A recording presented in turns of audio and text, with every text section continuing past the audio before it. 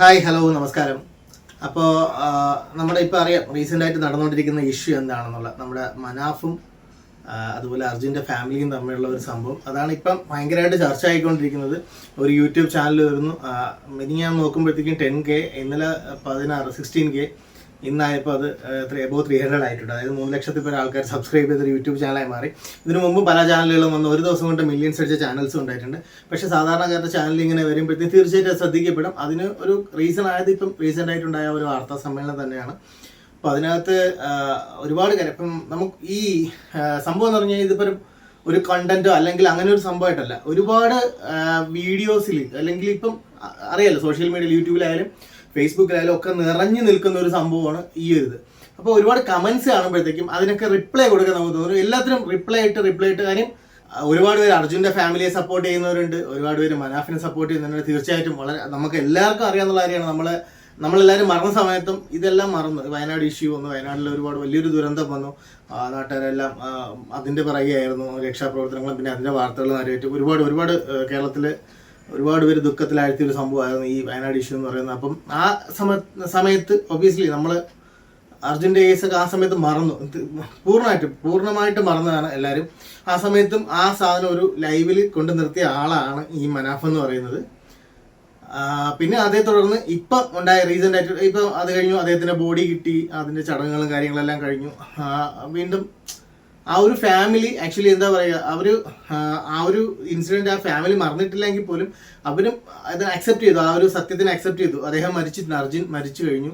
അപ്പോൾ അവർ ആ ഒരു റിയാലിറ്റി ഉൾക്കൊണ്ട് അവർ ഒരു നോർമൽ ലൈഫിലോട്ട് വരുന്ന സമയത്താണ് വീണ്ടും എങ്കിലും ഒരു മനസ്സുകൊണ്ട് ആഗ്രഹിച്ചിട്ടുണ്ട് ആ ബോഡി കിട്ടുന്ന അന്ത്യകർമ്മങ്ങളൊക്കെ ചെയ്യണമെന്ന്. അപ്പോൾ അതുപോലെ സംഭവിച്ചതിന് ശേഷം പിന്നെ ഇപ്പോൾ ആ ഒരു ഫാമിലിക്കെതിരെ ഒരു ഹേറ്റ് ക്യാമ്പയിൻ. റീസൺ അവർ തന്നെ പറഞ്ഞ പല കാര്യങ്ങളായിരിക്കാം, അതെല്ലാം വാസ്തവമാണ്. അവർ പറഞ്ഞിട്ടുണ്ട് ഒരാൾക്കെതിരെ, അതിന് കൂടെ നിന്ന് ഒരാൾക്കെതിരെ സംസാരിച്ചു. അപ്പോൾ അതിനെതിരെ ഒരു ഹേറ്റ് ക്യാമ്പയിൻ ഇപ്പം നല്ല രീതിയിൽ നടക്കുന്നുണ്ട്. ഒരു ഫാമിലിക്കെതിരെയാണ്, ഒരാൾക്കെതിരെ അല്ല, ഒരു ഫുൾ ഫാമിലിക്കെതിരെയാണ് അതിപ്പോൾ നടന്നുകൊണ്ടിരിക്കുന്നത്. അതിനെന്താ പറയുക നമ്മളിപ്പോൾ സത്യത്തിൽ ശരിക്കും ആ ഫാമിലി ഒരു വല്ലാത്തൊരു അവസ്ഥയിലൂടെയാണ് പോകുന്നത്. അപ്പോൾ നമ്മളത് പുറത്തു നിന്ന് നോക്കുമ്പോൾ അവരിങ്ങനെ പറഞ്ഞതൊക്കെ വളരെ തെറ്റായിട്ട് നമുക്ക് തോന്നും. പക്ഷെ നമ്മൾ ആലോചിക്കേണ്ട ഒരു പ്രധാനപ്പെട്ട ഒരു കാര്യം എന്ന് പറയുന്നത്, നമ്മുടെ ഫാമിലിയിലും എല്ലായിടത്തും ഒരു മരണം നടക്കുമ്പോൾ മാക്സിമം ഒരു 41 ഡേയ്സ്, അപ്പോൾ ഒരു 41ാമത്തെ ദിവസം ആകുമ്പോഴത്തേക്കും കർമ്മങ്ങളൊക്കെ അവസാനിക്കും. മിക്കവാറും എല്ലാ ഫാമിലിയും ഈ 16ന്റെ ചടങ്ങൊക്കെയോട് കൂടി തന്നെ ഫാമിലിയിലെ എല്ലാവരും അവരുടെ ഒരു നോർമൽ ലൈഫിലോട്ട് തിരിച്ചു വരും, ഇല്ലേ? 7ന്റെ അന്ന് ഇതൊക്കെ കഴിഞ്ഞ് നോർമൽ ലൈഫിലോട്ട് കുട്ടികൾ സ്കൂളിൽ പോകുന്നു, കോളേജിൽ പോകുന്നു, ജോലിക്ക് പോകേണ്ടവർ അവിടെ പോകുന്നു. ആ ഒരു നമ്മൾ ഈ ഫസ്റ്റ് ഒരു വിഷമ വാർത്ത അറിഞ്ഞ് കരഞ്ഞ് നിലവിളിച്ച് നിൽക്കുന്ന ആ ഒരു സിറ്റുവേഷനൊക്കെ തരണം ചെയ്ത് പതുക്കെ നോർമൽ ലൈഫിലോട്ട് വരും എല്ലാവരും. ഇപ്പം വൈഫാണെങ്കിലും ഹസ്ബൻഡ് ആണെങ്കിലും മക്കളാണെങ്കിലും അമ്മയാണെങ്കിലും അച്ഛനാണെങ്കിലും എല്ലാവരും ആ ഒരു കാര്യം ഓവർകം ചെയ്യും, ഇല്ലേ? പക്ഷെ ഇപ്പൊ നമ്മുടെ അർജുന്റെ ഫാമിലിയുടെ കാര്യമാണെന്ന് വെച്ച് നോക്കുകയാണെങ്കിൽ അവര് 75ാമത്തെ ദിവസമാണ് ആ ഒരു സ്ഥിരീകരണം തന്നെ നടക്കുന്നത്, ഇല്ലേ? ലോറി ഇത്രയും തെരഞ്ഞു എന്ന് വെച്ചാൽ ഒഫീഷ്യലായിട്ടൊരു സ്ഥിരീകരണം. അപ്പോൾ നമ്മളെല്ലാവരും എല്ലാ മലയാളികളും ആഗ്രഹിച്ചിട്ടുണ്ടായിരുന്നു എവിടെയെങ്കിലും ഈ ലോറി എങ്ങനെയെങ്കിലും രക്ഷപ്പെട്ടെത്തി, അല്ലെങ്കിൽ എവിടെന്നെങ്കിലും ആരെങ്കിലും ഒക്കെ വന്ന് അർജുനെ രക്ഷപ്പെടുത്തി കൊണ്ടുപോയി അവിടെ അദ്ദേഹം ജീവിച്ചിരിക്കുന്നു, കുറെ നാൾ കഴിയുമ്പോൾ അവിടെ നിന്ന് തിരിച്ചു വരും എന്ന് നമ്മൾ എല്ലാവരും വിചാരിച്ചിട്ടുണ്ടായിരുന്നു. കുറച്ച് നാൾ കഴിഞ്ഞിട്ട് വരുമായിരിക്കും, ഒരു 6 മാസം കഴിഞ്ഞിട്ട് വരും, 1 വർഷം കഴിഞ്ഞിട്ടാണെങ്കിലും വരും എന്നൊക്കെ എല്ലാവരും ഒരു ഹോപ്പ് നമ്മൾ വെച്ചു. എന്ന് വെച്ചാൽ അങ്ങനെ നടക്കുമെന്നല്ല, പക്ഷെ നമുക്കെല്ലാവരും ഹോപ്പ് ഉണ്ടായിരുന്നു. അപ്പോൾ നമ്മുടെ ഒന്നും ആരും അല്ലാതിരുന്നിട്ട് പോലും ഈ വാർത്തയിൽ കണ്ട ഒരു പരിചയത്തിന്റെ പുറത്ത് നമ്മളൊരു അങ്ങനെ ഒരു ഹോപ്പ് വെച്ച് പ്രാർത്ഥനയിൽ മുഴുകിയിരിക്കുന്ന സമയത്ത് സ്വന്തം വീട്ടിൽ താമസിച്ചിരുന്ന അർജുന്റെ അമ്മയാണെങ്കിലും ഭാര്യയാണെങ്കിലും, മകൻ വളരെ ചെറിയൊരു കുട്ടിയായതുകൊണ്ട് മകന്റെ കാര്യം പറയാൻ പറ്റില്ല, പക്ഷെ സഹോദരങ്ങളാണെങ്കിലും അവർക്കും അങ്ങനെ ഒരു ഹോപ്പ് ഉണ്ടായിരുന്നിരിക്കില്ലേ? അപ്പോൾ അവർ ഇത്രയും ദിവസം ഈ ഒരു 75 ദിവസത്തോളം എന്താണ് എങ്ങനെയാണ് എന്ന് അറിഞ്ഞുകൂടാതെ ഒരു വേദനയിലൂടെ പൊയ്ക്കൊണ്ടിരിക്കുകയായിരുന്നു. ഇതിൽ കുറെ പേർക്കൊക്കെ അറിയാം, ഏകദേശം ഒരു 5ാമത്തെ ദിവസമായപ്പോൾ തന്നെ അദ്ദേഹം മരണപ്പെട്ടിട്ടുണ്ടാകും എന്നുള്ളൊരു ഇത് വന്നിട്ടുണ്ടാകും. പക്ഷെ എന്നാൽ പോലും ചിലപ്പോൾ തിരിച്ചു വന്നാലോ എന്നുള്ളൊരു ഹോപ്പ് അത് അദ്ദേഹത്തിന്റെ അമ്മയ്ക്കും ഒക്കെ ഉണ്ടായിരുന്നിരിക്കാം. അപ്പൊ അവര് ഈ ഒരു 75 ഡേയ്സ് മൊത്തം അവരിങ്ങനെ ഇത് ആലോചിച്ച് വിഷമിച്ച് നിൽക്കുകയാണ്. പിന്നെ ഇത്രയും ചർച്ച ചെയ്യപ്പെട്ട ഒരു വിഷയമാണ്. അതുകൊണ്ട് തന്നെ മാധ്യമങ്ങളാണെങ്കിലും അല്ലെങ്കിൽ നാട്ടിലുള്ള ആൾക്കാരെല്ലാം ഇത് അറിഞ്ഞ് ബന്ധുക്കളല്ലാത്തവരും സ്വന്തം നാട്ടുകാരല്ലാത്തവരും ഒക്കെ അവിടെ പൊയ്ക്കൊണ്ടിരിക്കുക. അപ്പൊ ഇപ്പൊ ഒരു ചടങ്ങൊക്കെ കഴിഞ്ഞ് എല്ലാം കൂടെ നോക്കണമെങ്കിൽ ഒരു 80-ലധികം ദിവസങ്ങളായിട്ടുണ്ട്. ഈ 80-ലധികം ദിവസങ്ങളും അവിടെ ഒരു മരണ വീട് പോലെ തന്നെ ആൾക്കാർ പോകുന്നു, അർജുനെ കുറിച്ച് പറയുന്നു, അതിനെക്കുറിച്ച് സംസാരിക്കുന്നു. ആ ഒരു മനസ്സിലാകുന്നുണ്ടോ എന്ന് എനിക്കറിയില്ല ഞാൻ പറയുന്നത്. ആ ഒരു നമ്മളൊരു മരണ വീട്ടിൽ പോകുമ്പോൾ ആ ഒരു വിഷമമില്ലേ, ആ ഒരു ലൈഫ് അവര് 80 ദിവസമായിട്ട് അവര് കണ്ടിന്യൂസ് അനുഭവിച്ചുകൊണ്ടിരിക്കുകയാണ്.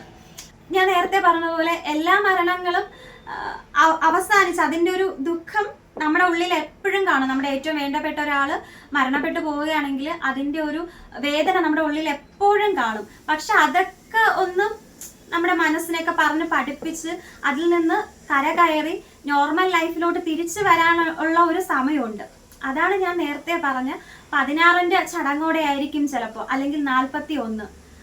അത് കഴിഞ്ഞ് പിന്നെ ഇടയ്ക്കിടയ്ക്ക് നമ്മൾ ആലോചിക്കും, ഓർത്ത് കരയും, അയ്യോ ഇന്നലെ എൻ്റെ കൂടെ ഇവിടെ ഇരുന്നു, അല്ലെങ്കിൽ ഇന്ന ചടങ്ങിന് എൻ്റെ കൂടെ ഇവിടെ ഇരിക്കേണ്ട ആളായിരുന്നു എന്നൊക്കെ പറഞ്ഞ് നമ്മൾ വിഷമിക്കും. എന്നാൽ പോലും ഫുൾ ടൈം ഇങ്ങനെ ഇരുന്ന് കരഞ്ഞ് ആ ഒരു ഇതിൽ നിന്ന് നമ്മൾ കര കയറും അല്ലെ, അത് കര കയറണം, അതാണ് വേണ്ടത്. പക്ഷെ ഈ ഒരു ഫാമിലിക്ക് അത് കിട്ടുന്നില്ല. അപ്പോൾ അങ്ങനെ ഒരു സംഭവം അവിടെ നിൽക്കുന്നുണ്ട്. മറ്റൊരു കാര്യം, കുറെ ആൾക്കാരൊക്കെ ഇപ്പോ ഇവര് ഒരു വാർത്താ സമ്മേളനത്തിൽ വന്ന് പറഞ്ഞത്, അത് പെട്ടെന്ന് ഒരു ദിവസം ഓക്കെ ഇവര് ഇങ്ങനെ ഈ ഒരു ഇതിന്റെ എല്ലാം ഫൈനൽ ആയിട്ടുള്ള കാര്യങ്ങളെല്ലാം കിട്ടുന്നത് വരെ കാത്തിരുന്നിട്ട് അടുത്ത ദിവസം വന്നിട്ട് ഒരാൾക്കെതിരെ ശക്തമായിട്ട് അങ്ങനെയൊന്നും അല്ല. ഇതിന് മുന്നേ കുറച്ച് കാര്യങ്ങളൊക്കെ ഇവിടെ നടക്കുന്നുണ്ട്. നമ്മൾ ഇത് മുഖ്യധാര മാധ്യമങ്ങളിലൂടെ വരുന്നത് ഇപ്പോഴാ കാണുന്നത്. പക്ഷെ പല യൂട്യൂബ് ചാനലുകളും പല മാധ്യമങ്ങളുടെ താഴെയും ഒക്കെ കമന്റ്സ് ആയിട്ടും ഒക്കെ പല രീതിയിൽ പല കാര്യങ്ങൾ വന്നുകൊണ്ടിരിക്കുകയായിരുന്നു. അതായത് അർജുൻ ഇത്രയും ശമ്പളമുണ്ട് എന്നിട്ടും സഹോദരങ്ങൾക്ക് വേണ്ടിയിട്ട് ചെലവഴിച്ച് അവസാനം സഹോദരങ്ങൾ തിരിഞ്ഞു നോക്കുന്നില്ല, മനാഫ് മാത്രമേ ഉണ്ടായിരുന്നുള്ളൂ എന്നൊക്കെ പറഞ്ഞ് സഹോദരങ്ങളെ തന്നെ വിളിച്ച് വളരെ മോശമായിട്ട് പല യൂട്യൂബ് ചാനലിലെ ആൾക്കാരാണെങ്കിലും അല്ലെങ്കിൽ അല്ലാത്ത ആൾക്കാരാണെങ്കിലും വിളിച്ച് സംസാരിച്ചിട്ടുണ്ട്. അത് മോശമായിട്ട് അവർക്കെതിരെ ഒരു ഹെയ്റ്റ് പോലെ ഇപ്പോൾ ഉള്ളതല്ല, ഈ വാർത്താ സമ്മേളനത്തിന് മുൻപ് അങ്ങനെ വന്നു. പിന്നെ വേറൊരു കാര്യം എന്ന് പറയുന്നത്, ആ ദിവസം മനാഫിന്റെ സഹോദരി സംസാരിക്കുമ്പോൾ മനാഫിന് എടുത്ത് നന്ദി പറഞ്ഞില്ല, പ്രത്യേകം പറഞ്ഞില്ല എന്നൊക്കെ പറഞ്ഞിട്ട് അതും പലയിടത്തും ചർച്ച ചെയ്യുന്നുണ്ടായിരുന്നു. അപ്പൊ ഇതൊക്കെ കൊണ്ട് തന്നെ അവർക്ക് എതിരെ ഒരു ഹെയ്റ്റ് വരികയാണ്. ആ ഹെയ്റ്റിനെ പ്രതിരോധിക്കാൻ വേണ്ടിയിട്ടാണ് അവരൊരു വാർത്താ സമ്മേളനം നടത്തിയത്.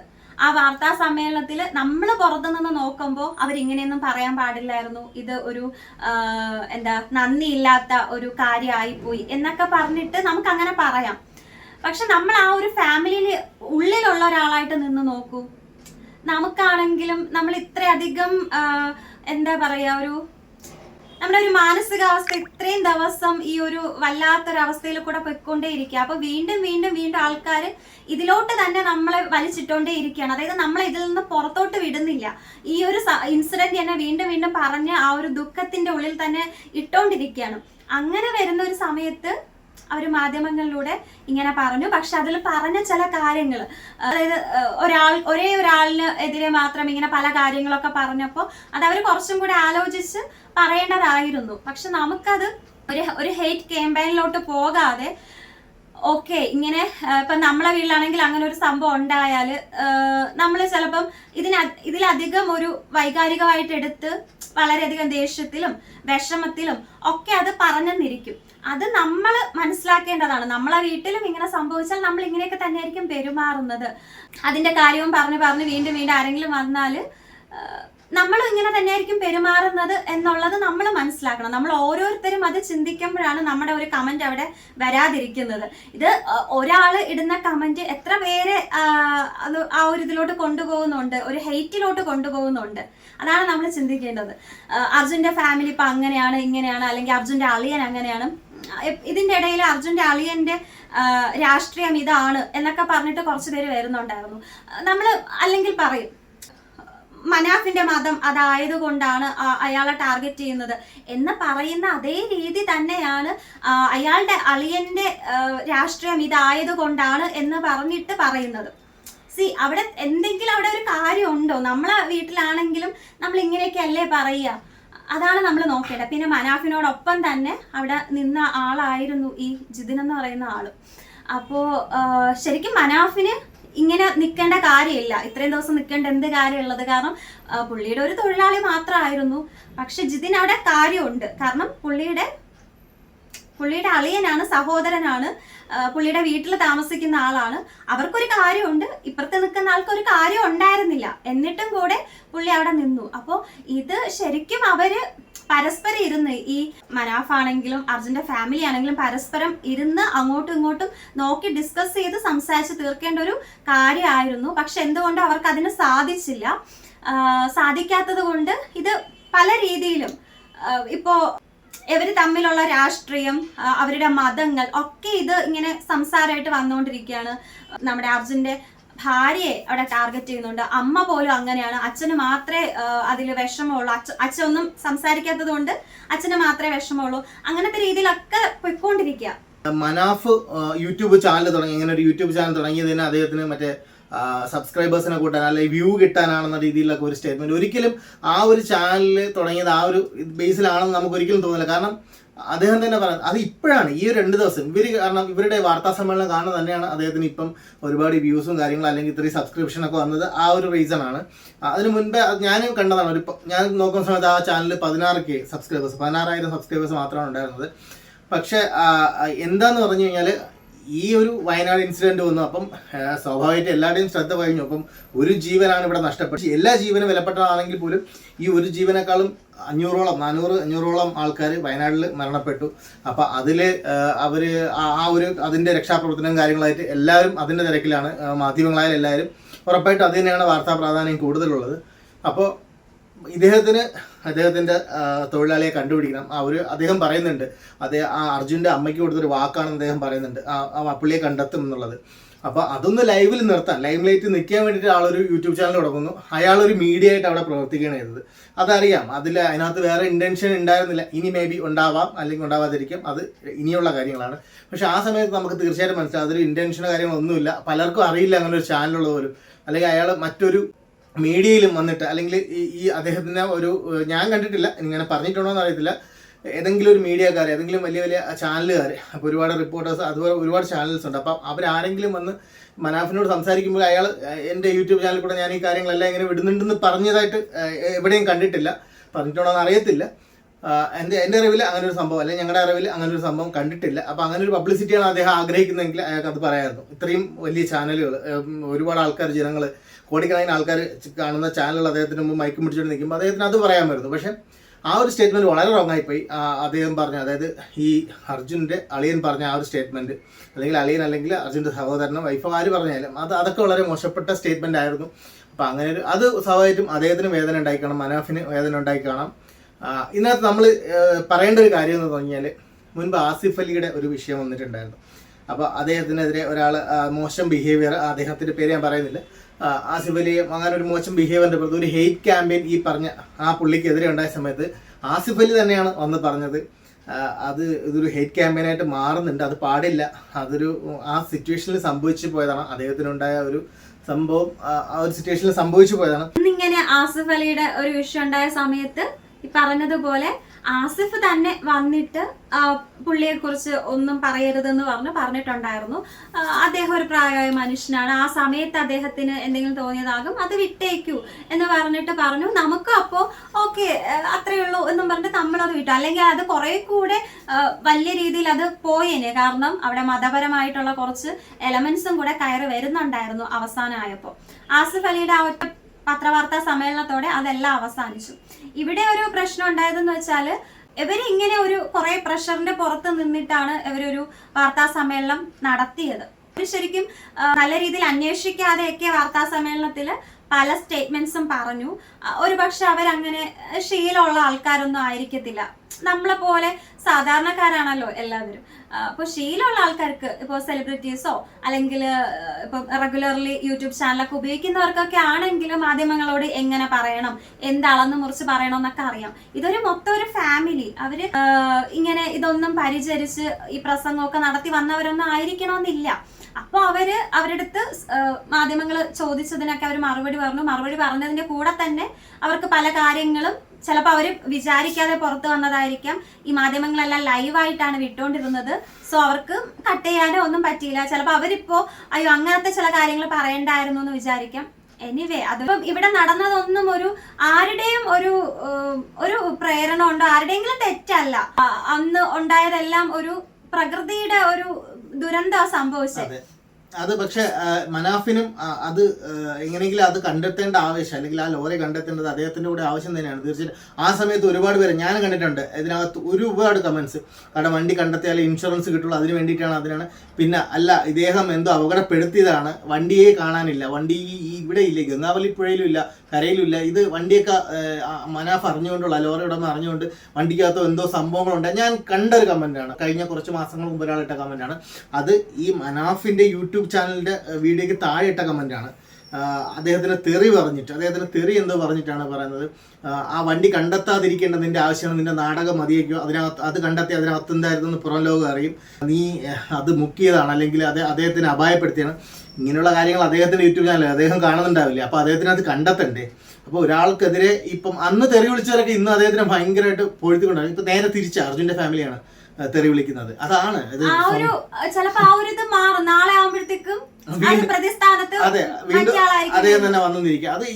അപ്പം ഈ കാര്യം അറിയാതെ തെറി വിളിക്കുന്നവരും, അപ്പം രണ്ട് ഫാമിലിയും മാറി തെറി രണ്ടുപേരെ, അപ്പൊ ഇദ്ദേഹത്തിന് ഒരു കുടുംബമുള്ളതാണ്, മനാഫ് അദ്ദേഹത്തിന് ഒരു കുടുംബമുള്ളതാണ്. ആസിഫ് അലിയുടെ കാര്യം പറഞ്ഞെന്ന് വെച്ചാൽ, പുള്ളി വന്ന് അടുത്ത ദിവസം തൊട്ട് നിങ്ങൾ ദയവ് ചെയ്ത്, നിങ്ങൾക്ക് എൻ്റെ അടുത്തുള്ള ഇഷ്ടമാണല്ലോ നിങ്ങൾ മറ്റൊരാളത്തെ ഹെയ്റ്റ് ആയിട്ട് കാണിക്കുന്നത്, എൻ്റെ അടുത്ത് ഇഷ്ടമുണ്ടെങ്കിൽ അവിടെ ഹെയ്റ്റ് കൊടുക്കേണ്ട കാര്യമില്ല, അവിടെ അങ്ങനെ സംഭവിച്ചു അത്രേ ഉള്ളൂ എന്ന് പറഞ്ഞിട്ട് അദ്ദേഹം ആ ചാപ്റ്റർ ക്ലോസ് ചെയ്തു. പക്ഷെ ഇവിടെ ഇങ്ങനെ ഒരു വാർത്താ സമ്മേളനം അർജുന്റെ ഫാമിലി നടത്തിയപ്പോൾ മനാഫ് ശരിക്കും അതൊരു വളരെ ഇമോഷണൽ ആയിട്ട് എടുത്തിട്ട് അദ്ദേഹം ചലഞ്ച് ചെയ്യുന്ന രീതിയിലൊക്കെ അർജുന്റെ പേര് ഞാൻ ഇടും, അതിനെന്താ അതൊരു ബ്രാൻഡ് നെയിം ഒന്നും അല്ലല്ലോ എന്നൊക്കെ പറഞ്ഞിട്ട് അദ്ദേഹം കുറച്ച് വെല്ലുവിളിക്കുന്ന രീതിയിൽ പറഞ്ഞു. അതൊക്കെ മാറ്റി. പക്ഷെ അദ്ദേഹം ആ സമയത്ത്, ആ മൊമെന്റിൽ അതൊരു ശരിക്കും ഒരു വൈകാരികമായിട്ട് അത് എടുത്തു. അത് ആരാണെങ്കിലും അങ്ങനെ ചെയ്തേക്കും. കാരണം അവിടെ ഒരുപാട് ഡിഫറൻസ് ഉണ്ട്. മറ്റേത് ഫാമിലിയുടെ ഉള്ളിലുള്ള ആളും ഇത് ഫാമിലിയുടെ പുറത്തുള്ള ആളുമാണ്. എന്തൊക്കെ പറഞ്ഞാലും എൻ്റെ അനുജനെ പോലെയാണ് എന്ന് പറയുന്നതും എൻ്റെ അനുജനാണ് എന്ന് പറയുന്നതും തമ്മിൽ ഡിഫറൻസ് ഉണ്ട് ഇല്ലേ?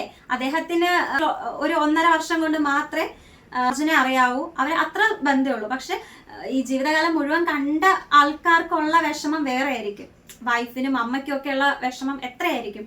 അപ്പൊ അവർ ആ ഒരു വിഷമത്തിൽ നിന്നുകൊണ്ട് സംസാരിച്ച കാര്യങ്ങളാണ്. അതിനെ നമ്മളിങ്ങനെ എനിക്ക് അയാളെ ഇഷ്ടമാണ്, അതുകൊണ്ട് ഇയാളെ ഇഷ്ടമല്ല, സോ ഇയാൾക്കെതിരെ ഞാൻ അങ്ങനെ പറയുന്നു, നമ്മളത് അങ്ങനെ എടുത്താൽ മതി. നമ്മളെ വീട്ടിൽ തന്നെ എന്തൊക്കെ ആർഗ്യുമെന്റ്സും എന്തൊക്കെ സംസാരങ്ങളും വരുന്നു, ആ ഒരു രീതിയിൽ അവിടെ ഒരു സംസാരം ഉണ്ടായി, അങ്ങനെ എടുത്താൽ മതി. അപ്പോൾ ശരിക്കും അന്ന് ആസിഫ് അലി പറഞ്ഞതുപോലെ ഇങ്ങനെ ഒരു സമ്മേളനം നടന്നപ്പോൾ തന്നെ അത് നിങ്ങൾ ഓക്കെ അതങ്ങനെ വിട്ടേക്കൂ, അത് അവരവരുടെ വിഷമം കൊണ്ട് പറഞ്ഞതാണ്, ഞാൻ അവരെ നേരിട്ട് കണ്ട് സംസാരിക്കാം എന്ന് അപ്പൊ പറഞ്ഞിരുന്നെങ്കിൽ ഇത്രയധികം ഹെയ്റ്റ് ആ ഫാമിലിക്ക് വരത്തില്ല. ഇന്നലെ തന്നെ പറഞ്ഞിരുന്നെങ്കിൽ, പക്ഷെ ഇന്നലെ പറഞ്ഞത് അങ്ങനെ ആയിരുന്നില്ല. അതുകൊണ്ട് ഇന്നത്തെ ദിവസം അങ്ങനെ ഒരു വലിയൊരു ഹെയ്റ്റ് ക്യാമ്പയിന്റെ ഒരു ദിവസം തന്നെയായിരുന്നു. നന്ദിയില്ലാത്ത വർഗം എന്നൊക്കെ പറഞ്ഞ് വളരെ മോശമായിട്ട് ആ ഫാമിലിയിലെ ഓരോ മെമ്പേഴ്സിനെയും വളരെ മോശമായിട്ടാണ് പറഞ്ഞിട്ടുണ്ടായിരുന്നത്. പക്ഷെ ഇന്ന് വൈകിട്ടായപ്പോൾ മനാഫ് ഒരു പത്രസമ്മേളനം വിളിക്കുകയും അതിലൂടെ എന്തെങ്കിലും വിധത്തിലുള്ള തെറ്റ് തന്റെ ഭാഗത്തുനിന്ന് ഉണ്ടായിട്ടുണ്ടെങ്കിൽ മാപ്പ് എന്ന് പറയുകയും, അതേപോലെ തന്നെ ഇന്നലെ പറഞ്ഞ ആ ഒരു അർജുന്റെ ഫാമിലിക്ക് അർജുന്റെ പേരിടുന്നത് ഇഷ്ടമല്ലെങ്കിൽ അത് ഇടുന്നില്ല, വിട്ടു. ഇന്നലെ പറഞ്ഞതെല്ലാം ആ ഒരു ഇമോഷന്റെ പുറത്ത് സംഭവിച്ചു പോയ കാര്യങ്ങളാണെന്ന് പറഞ്ഞു. ഇതേ ഇമോഷന്റെ പുറത്താണ് അർജുന്റെ ഫാമിലിക്കും അങ്ങനെ പറയേണ്ടി വന്നത് എന്നുള്ള കാര്യം നമ്മൾ മനസ്സിലാക്കാം. അവരും ഇപ്പം നേരത്തെ നമ്മൾ ഈ പറഞ്ഞ പോലെ അവര് ചിന്തിക്കുന്നുണ്ട്, അയ്യോ നമ്മൾ അങ്ങനെയൊന്നും പറയേണ്ടിയിരുന്നില്ല, നമ്മൾ എന്തൊക്കെയോ. അതൊരു ലൈവായിരുന്നു ആക്ച്വലി, അതൊരു ഈവൻ ലൈവ് അല്ലെങ്കിൽ പോലും നമ്മുടെ മാധ്യമങ്ങളാണ് അത് ഫുള്ളായിട്ട് തന്നെ വിടും. കോൺട്രവേഴ്സി എവിടെ ഉണ്ടാകുന്നു അല്ലെങ്കിൽ ഉണ്ടാക്കാനാണ് അവരുടെ ഒരു ഇൻട്രസ്റ്റ് എങ്കിൽ അവർക്ക് വാർത്തകൾ അവർക്ക് പിടിച്ചു നിൽക്കാൻ പറ്റുള്ളൂ ഇൻഡസ്ട്രിയിൽ. അപ്പം ആ ഒരു സംഭവം തന്നെയാണ് അവിടെയും ഉണ്ടായിരുന്നത്, ഒരു വൈകാരികമായിട്ടുള്ളൊരു സംഭവമാണ്. അവരുടെ നഷ്ടം നമുക്ക് ആർക്കും നികത്താൻ പറ്റാത്തൊരു നഷ്ടമാണ്. അപ്പോൾ നമുക്ക് പറയാനുള്ളത് വേറെ ഒന്നുമില്ല. നമ്മുടെ ഈ അദ്ദേഹത്തിനായാലും മനാഫ് അദ്ദേഹം വലിയൊരു കാര്യമാണ് ചെയ്തത്. അപ്പോ എന്താ പറയുക? അപ്പോ ഇതിനു മുമ്പ് ചില മാധ്യമങ്ങളിലൂടെയൊക്കെ പുറത്തു വന്ന ഒരു കാര്യം എന്ന് പറയുന്നത്, എനിക്ക് തോന്നുന്നു അത് ഈ സോഷ്യൽ മീഡിയയിൽ മാത്രമേ ആ ഒരു വീഡിയോ വന്നിട്ടുള്ളൂ, അല്ലാണ്ട് ഞാൻ ഒരിടത്തും കണ്ടില്ല. ഈ ഒരു പത്രസമ്മേളനം നടക്കുന്നതിന് മുമ്പ് തന്നെ ഇവർക്കെതിരെ കുറച്ച് സൈബർ അറ്റാക്സ് ഒക്കെ വന്നിട്ടുണ്ടായിരുന്നു. ഈ ഫാമിലി ഇതിന് വേണ്ടിയിട്ടൊന്നും ചെയ്തില്ല, മനാഫ് മാത്രമാണ് ചെയ്തത്, അങ്ങനത്തെ കുറെ ടോക്സ്. പിന്നെ നമ്മളൊക്കെ കാണുന്നത് ഈ സോഷ്യൽ മീഡിയയിലും ന്യൂസിലും വരുന്നത് മാത്രമാണ്. ഈ ഫാമിലിക്ക് ഒരുപാട് ഫോൺ കോൾസ് നാട്ടുകാരിൽ നിന്നും കൂട്ടുകാരിൽ നിന്നും ഒക്കെ വന്നുകൊണ്ടിരിക്കുകയായിരുന്നു. അതിന്റെയൊക്കെ ഒരു ആഫ്റ്റർ എഫക്ട്സ് ആയിട്ടാണ് ഇവരിപ്പോ ഒരു പത്രസമ്മേളനം വിളിച്ചിട്ടുണ്ടായിരുന്നത്. അപ്പൊ അതിന്റെ അകത്ത് എന്തൊക്കെയാണ് നടന്നതെന്നൊന്നും നമുക്ക് അറിയത്തില്ല. എനിവേ, ആ സമയത്ത്, അതായത് ഈ ഒരു സമ്മേളനത്തിന് മുമ്പ് അർജുന്റെ അനുജൻ ഒരു മീഡിയയോട് പറയുന്നുണ്ടായിരുന്നു. അത് ഞാൻ ഒരു യൂട്യൂബ് ചാനൽ വഴി കണ്ട ഒരു വീഡിയോ ആണ്. മുഖ്യധാര മാധ്യമങ്ങളിൽ അത് വന്നിട്ടുണ്ടോ എന്ന് എനിക്കറിയത്തില്ല. അദ്ദേഹം പറഞ്ഞത്, നമ്മുടെ ഫാമിലിയിലുള്ള എല്ലാവരും വീണ് കഴിഞ്ഞു, എല്ലാവരും ടാബ്ലറ്റ്സ് ഒക്കെ എടുത്തിട്ടാണ് നിൽക്കുന്നത് എന്ന് വെച്ചാൽ അവരെല്ലാം അത്രയും മാനസികമായിട്ടൊരു സമ്മർദ്ദത്തിലാണ്. അപ്പൊ അവര് എങ്ങനെയെങ്കിലും അതൊക്കെ തരണം ചെയ്യാൻ വേണ്ടിയിട്ട് മെഡിസിൻ കഴിച്ചുകൊണ്ടിരിക്കുക. ഞാൻ മാത്രമേ ഇപ്പൊ അങ്ങനെ അല്ലാതുള്ളൂ, മിക്കവാറും ഞാനും ഉടനെ തന്നെ വീഴും എന്നാണ് അദ്ദേഹം പറഞ്ഞത്. അപ്പൊ നമുക്കറിയാവുന്നുള്ളൊരു ഫാമിലിക്ക് നമുക്കത് ഇപ്പൊ ഒരാളൊരു അസുഖമായിട്ട് കിടന്നതോ അങ്ങനെ ഒന്നും അല്ല, നാളെ വരുമെന്നും പറഞ്ഞു പോയ ഒരാളാണ്. പിന്നെ അയാളെ കാണാനില്ല. ഒരു 75 ദിവസം കഴിഞ്ഞിട്ടാണ് അയാൾക്ക് എന്താണ് സംഭവിച്ചത് എന്നെങ്കിലും അറിയുന്നത്. അപ്പോ ഇത് കഴിഞ്ഞിട്ടും എന്നുവെച്ചാൽ 2-2.5 മാസം കഴിഞ്ഞു, 3 മാസം എത്താറായി. എന്നിട്ടും ഈ ഒരു വിഷമത്തിൽ കൂടെ തന്നെ, അതായത് ഈ ഒരു മരണം നടന്ന ദിവസത്തിന്റെ അതേ എഫക്റ്റിൽ തന്നെ അവര് ഇത്രയും ദിവസമായിട്ടും പോയിക്കൊണ്ടിരിക്കുകയാണ്. സോ അവർക്ക് ഡിപ്രഷന്റെ ഒരു ഇതുവരെ വന്നു, അവർ ആ ഒരു രീതിയിൽ വരെ എത്തി എന്ന് പറയുമ്പോൾ നമ്മൾ സൊസൈറ്റി അവർക്കൊപ്പം നിന്ന് വിഷമിക്കണ്ടെന്ന് പറഞ്ഞ് അവരെ കരകയറ്റി കൊണ്ടുവരികയാണ് നമ്മൾ ചെയ്യേണ്ടത്. അതിൽ ഏതെങ്കിലും ആ ഒരു ഫാമിലിയിലുള്ള ഒരാൾ അങ്ങനെ പറഞ്ഞു, ഒരാൾ ഇങ്ങനെ പറഞ്ഞു എന്ന് പറഞ്ഞിട്ടൊന്നും പറയേണ്ട കാര്യമില്ല. പിന്നെ ചിലപ്പോൾ അവർക്ക് എന്തെങ്കിലും തെറ്റിദ്ധാരണകൾ ഉണ്ടായിട്ടുണ്ടാകാം, വേറെ ഏതെങ്കിലും പ്രേരണ ശക്തി ഉണ്ടായിരിക്കാം, 2 ഭാഗത്തും ഉണ്ടായിരുന്നിരിക്കാം, നമുക്കതൊന്നും അറിയത്തില്ല. എനിവേ, ഇതെല്ലാം പെട്ടെന്ന് തന്നെ അവര് ഇരുന്ന് സംസാരിച്ച് തീർക്കാൻ കഴിയുമെന്ന് നമുക്ക് പ്രതീക്ഷിക്കാം. 2 കൂട്ടർക്കും എന്തായാലും മാനസികമായിട്ട് ഒത്തിരി ബുദ്ധിമുട്ടുണ്ടായിട്ടുണ്ട്. ഏറ്റവും കൂടുതൽ നഷ്ടം ഉണ്ടായിരിക്കുന്നത് അർജുൻ്റെ കുടുംബത്തിന് തന്നെയാണ്. അപ്പോൾ അതിൻ്റെ കൂടെ നിന്നതിൻ്റെ പേരിൽ ഒരുപാട് പഴി കേൾക്കേണ്ടി വന്ന ഒരാളാണ് ഈ മനാഫ് എന്ന് പറയുന്നത്. അപ്പോൾ 2 കൂട്ടർക്കും മാനസികമായിട്ട് ഒത്തിരി വിഷമങ്ങൾ ഉണ്ടായിട്ടുള്ള ഒരു സംഭവമാണ്. അപ്പം തീർച്ചയായിട്ടും നമ്മൾ ഒരിക്കലും ഒരാളെ കുറ്റപ്പെടുത്തി ഒരാളെ സപ്പോർട്ട് ചെയ്യുക അങ്ങനെയല്ല. ആ 2 കൂട്ടർക്കും കൂടെ നിന്ന് അവർക്ക് ഉള്ള, അതായത് മുന്നോട്ടുള്ള ഇനിയുള്ള കാര്യങ്ങൾക്ക് വേണ്ടിയിട്ടുള്ള സപ്പോർട്ട് ചെയ്യാണ് വേണ്ടത്. കഴിവത് ഈ തെറി വിളിക്കുന്നത്, ഇനി അറിയില്ല ഇനി ഇതിൻ്റെ താഴെ വന്ന് എത്ര തെറിയാണ് വരാൻ പോകുന്നതെന്ന് അറിയത്തില്ല. അപ്പോൾ കഴിവതും ഈ തെറി വിളിക്കുന്നതെല്ലാം ഒഴിവാക്കിയിട്ട് ആ 2 ഫാമിലിക്കും, 2 പേർക്ക്, ഞാൻ നേരത്തെ പറഞ്ഞ പോലെ അദ്ദേഹത്തിന് ഒരു ഫാമിലി ഉള്ളതാണ്. അപ്പോൾ ഒരുപാട് വലിയ കാര്യങ്ങളാണ് അദ്ദേഹം ചെയ്തത് തൻ്റെ തൊഴിലാളിക്ക് വേണ്ടിയിട്ട്.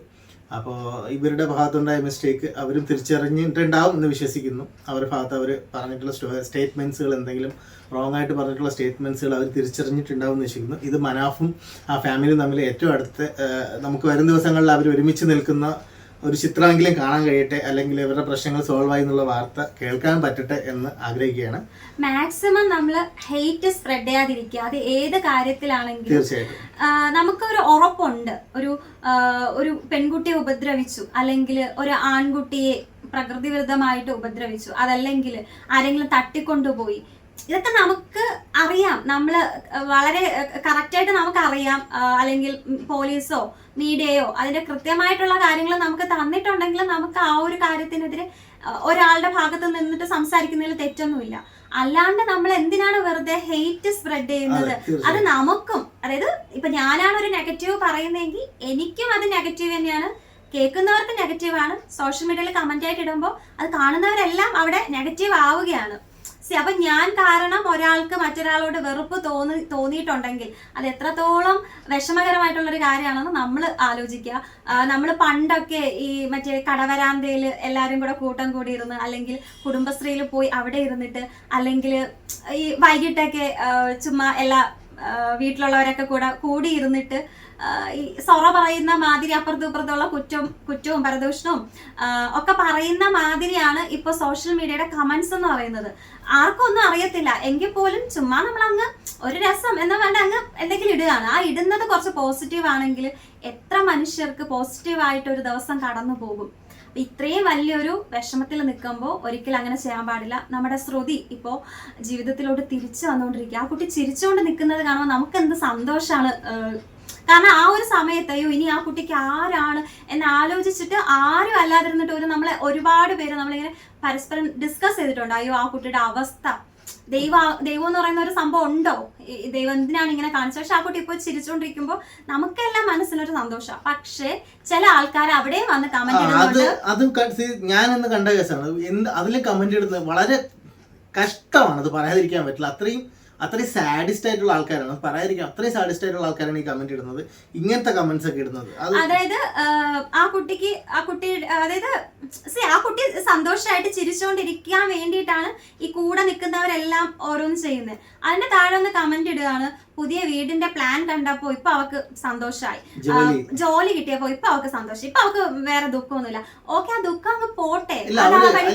ഇവരുടെ ആഗ്രഹം അവര് കരഞ്ഞുകൊണ്ട് തന്നെ ഇരിക്കണം, ജീവിതകാലം മുഴുക്ക അവര് കരഞ്ഞോണ്ടിരിക്കണം. അവരുടെ വേണ്ടപ്പെട്ടവർ നഷ്ടപ്പെട്ടു, കല്യാണം കഴിക്കാനിരുന്ന അദ്ദേഹം ഒരു അപകടത്തിൽ മരിച്ചു. അപ്പം ഇനി അവർക്ക് സന്തോഷിക്കാൻ അവകാശമില്ല. അതാണ് ആ ഒരു സ്റ്റേറ്റ്മെന്റ്. ഈ കമന്റ് എടുക്കുന്ന ആൾക്കാരുടെ ഒരു സ്റ്റേറ്റ്മെന്റ് ആണ്, അവർക്ക് ഇനി സന്തോഷിക്കാൻ അവകാശമില്ല. അവര് ചിലപ്പം ആ ചിരി മനസ്സിൽ നിന്ന് ഉണ്ടാക്കിയെടുക്കുന്നതായിരിക്കും. ഇല്ല ഞാൻ ഓക്കെ ആണെന്ന് അവര് സ്വയം പറഞ്ഞു ഓക്കെ ആണെന്ന് ഉണ്ടാകുന്ന ഒരു പോസിറ്റിവിറ്റി ആയിരിക്കും. ചിലപ്പോ അവർ അവരുടെ വിഷമം പുറത്ത് കാണിക്കാത്തതായിരിക്കാം. ഞാൻ കരഞ്ഞോണ്ടിരിക്കുന്നത് കണ്ടാൽ വേറെ പലരും എനിക്ക് വേണ്ടപ്പെട്ട വേറെ പലർക്കും ഒരു വിഷമാകും, അതുകൊണ്ട് ഞാനേ സന്തോഷിച്ചോളാം എന്ന് അവര് തിരിച്ചു വരട്ടെ. ഇതില് ഏറ്റവും കാര്യം വെച്ചാൽ അവര് ഏറ്റവും കൂടുതൽ ശ്രദ്ധിക്കുന്ന ഇത്തരം കമന്റ്സ് ആയിരിക്കും അവരെ ഏറ്റവും കൂടുതൽ ബാധിക്കുന്നത്. അല്ലെ അവര് ഇതിനകത്ത് നല്ല കമന്റ്സ് ഒന്നും അവർ ശ്രദ്ധിക്കാൻ പോകുന്നത് ഹ്യൂമൻ സൈക്കോളജിയാണ്. നമ്മുടെ ബാഡ് ആയിട്ടുള്ള കമന്റ്സ് ആയിരിക്കും അവർ ശ്രദ്ധിക്കുന്നത്. അതായിരിക്കും അവരുടെ മനസ്സിൽ ഇങ്ങനെ കിടക്കുന്നത്. നമ്മളൊരാൾ ഓക്കെ നിങ്ങൾ സൂപ്പറാണ്, അല്ലെങ്കിൽ നിങ്ങൾ അടിപൊളിയാണെന്ന് പറഞ്ഞാൽ ഓക്കെ ഹായ് താങ്ക് യു എന്ന് പറഞ്ഞിട്ട് പോകും. നമ്മൾ അത് ഒരുപാട് മനസ്സിലങ്ങ് ഇട്ടേക്കുന്ന സംഭവമല്ല. പക്ഷെ ഒരു നെഗറ്റീവ് കമന്റ് വന്ന് നോക്കട്ടെ, തീർച്ചയായിട്ടും അത് ഭയങ്കരമായിട്ട് മനസ്സിനകത്ത് ഇങ്ങനെ കിടക്കും. അത് ഫീൽ ചെയ്തവർക്ക് അറിയാം, അല്ലെങ്കിൽ അനുഭവിച്ചവർക്ക് അത് അറിയാൻ പറ്റും. അപ്പം ദേവി ഇത് ഇത്തരം ഈ കമന്റ്സ് ഇടുന്നവരുടെ ഒരു ധാരണ ഓക്കെ ഇവരതൊന്നും കാണത്തില്ല, എനിക്ക് തോന്നുന്നു അങ്ങ് പറയാം. അങ്ങനെയല്ല, എല്ലാവരും കാണുന്നുണ്ട്, എല്ലാവരും സോഷ്യൽ മീഡിയ ഉപയോഗിക്കുന്നുണ്ട്. ഇനി അവര് ഈ പെർട്ടിക്കുലർ ആയിട്ടുള്ള ഒരാൾ അത് ഉപയോഗിച്ചില്ലെങ്കിൽ അവരുടെ ഫ്രണ്ട്സോ റിലേറ്റീവ്സോ ആരെങ്കിലും അത് സ്ക്രീൻഷോട്ട് എടുത്ത് അയച്ചു കൊടുക്കും. മനസ്സിലായില്ല, അത് കാണും. ആ ഒരാൾ കാണുമ്പോൾ അവർക്കുള്ള വിഷമം, എപ്പോഴെങ്കിലും ഒരു ടോക്കിന്റെ ഇടയിൽ നിന്നെ കുറിച്ച് ഇന്ന ആൾ ഇന്ന പറഞ്ഞു എന്ന്. നമ്മളൊക്കെ ഇപ്പോൾ കോളേജിലോ സ്കൂളിലോ ഒക്കെ പഠിക്കുന്ന സമയത്ത് ആരെങ്കിലും ഒരാൾ നമ്മളെ കുറിച്ച് എന്തെങ്കിലും ഇല്ലാത്തത് പറഞ്ഞു എന്ന് അറിഞ്ഞാൽ നമുക്കൊരു വിഷമം തോന്നും. അതേപോലെ കുറെ പേര് പറയുമ്പോൾ എന്തായിരിക്കും അവസ്ഥ. അപ്പോൾ നമ്മളിങ്ങനെ നമ്മളായിട്ടൊരു ഹെയ്റ്റ് ആർക്കും അതായത് ഒരു വെറുപ്പ് ഉണ്ടാക്കാതിരിക്കുക, ഒരു നെഗറ്റീവ് ഉണ്ടാക്കാതിരിക്കുക, അത് മാത്രമാണ് നമുക്ക് ചെയ്യാൻ പറ്റുന്ന ഒരു കാര്യം. പിന്നെ മനുഷ്യർ സന്തോഷത്തോടെ ഇരിക്കുന്നതാണ് ബാക്കിയുള്ള മനുഷ്യർക്കും സന്തോഷം എന്ന് പറഞ്ഞു പഠിക്കുക. അല്ലാണ്ട് മനുഷ്യർ സന്തോഷത്തോടെ ഇരിക്കുന്നത് കാണാൻ എനിക്ക് ഇഷ്ടമല്ല, അവരെങ്ങനെയെങ്കിലും കണ്ണീര് കുടിച്ച് അവിടെ കിടക്കട്ടെ, അങ്ങനത്തെ ചിന്തകൾ നമ്മൾ മനസ്സിൽ മാറ്റും. അപ്പൊ ഇത്രയും എന്തായാലും നമുക്ക് പറയണമെന്ന് തോന്നി. കാര്യം കമന്റ്സിനൊക്കെ ചെന്ന് റിപ്ലൈ എടുക്കുമ്പോൾ നമ്മുടെ നല്ല തെറി കിട്ടുന്നുണ്ട് കേട്ടോ, നല്ല കാര്യമായിട്ട് തെറി വിളിക്കുന്നുണ്ട്. ഓക്കെ, ഇനിയിപ്പം ഞാൻ കുഴപ്പമില്ല, ഇതിപ്പോൾ ഇതിനകത്ത് കമന്റ്സ് വന്നാലും ശരി, ഒരു കമന്റ് പോലും വന്നില്ലെങ്കിൽ ശരിയാണ്, വരുന്നത് ബാഡ് കമന്റ്സ് ആയാലും ശരിയാണ്. ഇത് പറയണമെന്ന് നമുക്കൊരു കുഞ്ഞ് നമ്മുടെ ഒരു മീഡിയ ഉണ്ട്, അപ്പം നമുക്ക് അതുവഴി പറയണം എന്ന് തോന്നി. ഈ ഡിസ്കഷൻ ഞങ്ങൾ തമ്മിൽ എന്നും കഴിഞ്ഞ 2 ദിവസം കൊണ്ടുള്ള ഡിസ്കഷൻസ് ആണ്. അപ്പം നമ്മൾ തമ്മിൽ പറഞ്ഞ് എന്ന് വെച്ചാൽ നമ്മൾ തന്നെ വെറുതെ ഇങ്ങനെ പറഞ്ഞുകൊണ്ടിരിക്കുകയാണ് അങ്ങോട്ടും ഇങ്ങോട്ടും. നാട്ടുകാരോട് അല്ല, ഈ കമന്റ്സ് കാണുന്നവരോട് പറയേണ്ട കാര്യങ്ങളാണ് നമ്മൾ പറഞ്ഞുകൊണ്ടിരിക്കുന്നത്. അപ്പം നമ്മൾ ഇങ്ങനെ ഒരു സംഭവം ചെയ്യാം. അത് എന്തോ ആയിക്കോട്ടെ, അതിന്റെ റിയാക്ഷൻ എന്തോ ആയിക്കോട്ടെ, എന്ത് സംഭവം ആയിക്കോട്ടെ, പ്രശ്നമില്ല. മാക്സിമം ഹെയ്റ്റ് അക്സെപ്റ്റ് ചെയ്യുന്നവർക്ക് അക്സെപ്റ്റ്. ശരിക്കും വേറൊരു കാര്യം എന്ന് വെച്ചാല്, ഞങ്ങളും ഈ ഒരു ആദ്യത്തെ പത്രസമ്മേളനം അർജുന്റെ ഫാമിലിയുടെ സമ്മേളനം കണ്ടപ്പോൾ നമ്മുടെ മനസ്സിലും ആദ്യം നെഗറ്റീവ് ഫീലിംഗ് തന്നെയായിരുന്നു ഉണ്ടായിരുന്നത്. പിന്നെ നമ്മൾ തന്നെ ഇതിന്റെ പല കാര്യങ്ങളും കേട്ട് എന്നുവെച്ചാൽ നമ്മൾ പോയിട്ട് ഓക്കെ ഇവർ അങ്ങനെ ചെയ്തെന്ന് പറഞ്ഞാൽ കമന്റ് ഇട്ടില്ല. നമ്മുടെ മനസ്സിൽ അതുണ്ട്, നമ്മൾ രണ്ടുപേരും ഇങ്ങനെ ഡിസ്കസ് ചെയ്യുക, അത് അങ്ങനെ ശരിയായില്ല അല്ലെ, ഇത് ഇങ്ങനെ ശരിയായില്ല അല്ലെ. പിന്നീടാണ് നമ്മൾ പല കാര്യങ്ങളും കേൾക്കുമ്പോൾ നമ്മളെ തന്നെ നമ്മൾ കറക്റ്റ് ചെയ്യുന്നു.